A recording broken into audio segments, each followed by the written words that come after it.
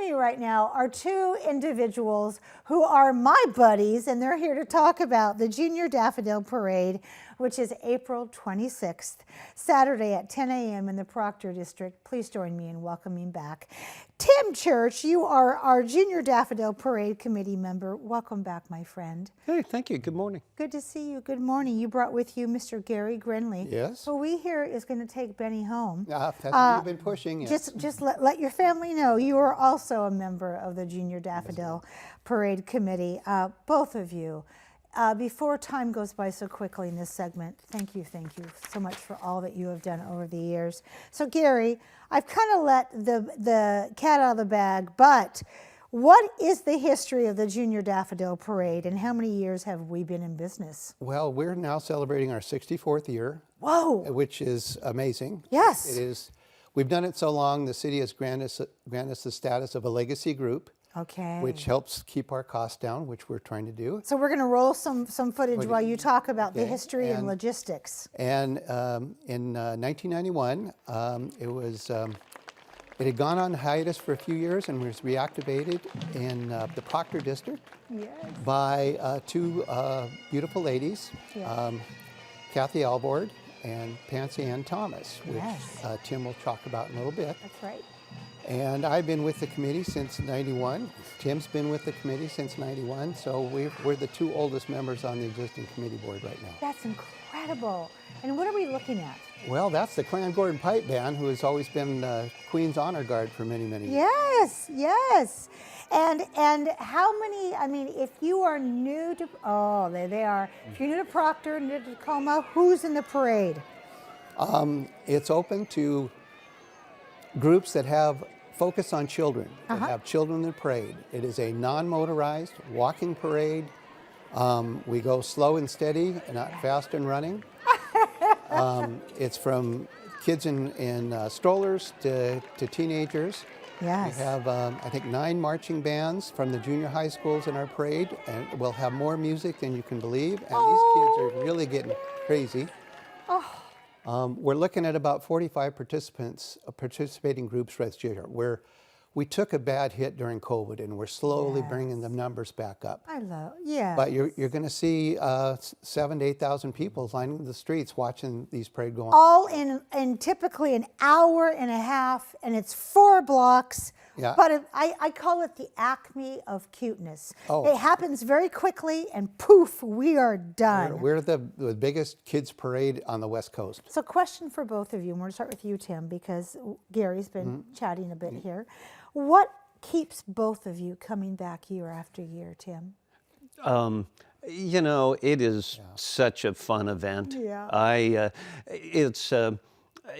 How can you not smile when there's some little one walking down the street in the parade and they just decide they're done and run over to their grandparents or parents and say hello and then decide they want to start up again. And so it's an organized parade, but there's some level of spontaneity when you have little ones, and it just makes me smile every time I'm in. My cohort in crime, Jeff Luters and I, we have emceed that parade for years, and I can hear him laughing in my heart, because you're right. A little one will go out, say hello to the grandparent, and then jump back in when their group is already passed. It's so hysterical. Oh. What keeps you coming back?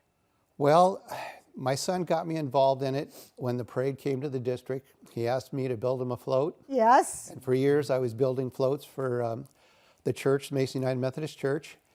And I've always been a member of it, and it's about giving. It is. It's about a community, and we need more community in our lives right now than more ever than before. ever.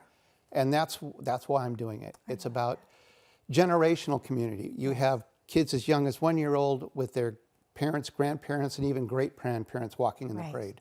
So it's a fixture of the North End of Tacoma. Legacy, like you said. Yes, it is. And even though TV Tacoma will not be there this year, we're hoping you guys will come back. Well, we're hoping we're going to come back too, which is why we have you on the comfy couch, because we can ignite the spirit of the Junior Daffodil Parade. Speaking of that, Tim, this is your chance to talk about the Grand Marshal. So tell us, who is the Grand Marshal this year? Yeah, well, thank you for asking. Yeah. You know, I got involved in the parade, like Gary said, back in 1991, and I was asked to take part by my aunt, Patsy Ann Thomas.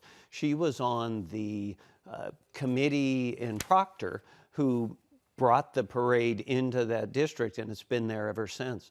And she passed away in December. And here she is. And yep, Oh, and it's she and I beautiful. announced the parade together for 20 years or more. I didn't know that. Yep, and she passed away in December, and so there's going to be a special tribute to her by some of her family members who plan on being there and marching. So I'm excited that they're going to be involved. Mm-hmm. Oh, I love that. Thank you. And thank you to the family. And I'm so sorry for your loss on behalf of TV Tacoma. And wow, what a beautiful, beautiful memory you have. So in her spirit, tell us, Gary, how is this parade funded? It's funded not very well. Well, okay. We are constantly asking for donations and help. Yes. The biggest thing that people here could do, Tell us. all of the businesses in the Proctor district, if you look at their front windows, they have a nice yellow paper daffodil. Yes. They're $1 a daff. Go into any of the business, look around, buy a daff, have it put up in the window. That's a our latte big- factor. Yeah, that's one of our biggest fundraisers. Yes. With everything you do, you need money to put it on. Right. Everything costs. We've struggled to keep parade registrations as low as possible, but we've actually had to increase them because it just, you have to pay for all the expenses. It's a sign of the times. But what But you we- haven't increased and what you haven't put a price on is the joy people give. The laughter, the fun. Yes. You hear it in the applause as the kids go down the street. So we have been showing beneath both those little handsome faces the website, because we need volunteers, and they can go to the website. And also Tina Marie 425 at comcast.net is Yes. also someone that Yeah, can she's get a our hold of that. head coordinator for the Yes. parade right now. Last 30 seconds, thank yous. Okay. Who do you need to thank? Really, all the folks who are involved in Yes. making this happen. There's businesses throughout the Proctor district who really work to raise some funds and just promote the parade and make this happen. And then, of course, our committee who starts working in The day December. after it ends. Yeah, it's work to do it, but it's the kind of work that everybody loves. What about you, my friend? You have 5 seconds. I'd like to thank the city of Tacoma for granting us Legacy Group. I mean, that's been, that's keeping the parade going. Otherwise, we couldn't do it. Even though I won't be behind the microphone, I'll be there maybe on the sidelines. So We'll have interview. yeah, there we go. Thank you so much to both of you and your whole team for being here today and for what you do. All right, thank you. Green Trike is on the couch after this quick message. You don't want to miss that. We'll be right back.